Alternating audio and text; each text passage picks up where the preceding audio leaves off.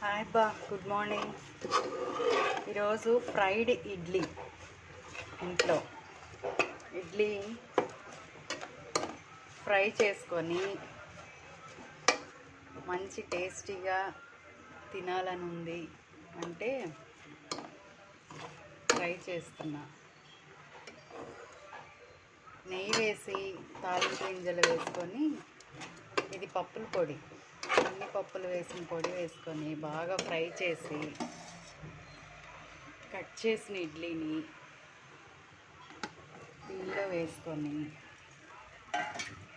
చక్కగా deep fry చేసుకోవడమే. చాలా బాగుంటుంది. ఒకసారి తిన్నప్పుడు మీరు కూడా టేస్ట్ చేయండి.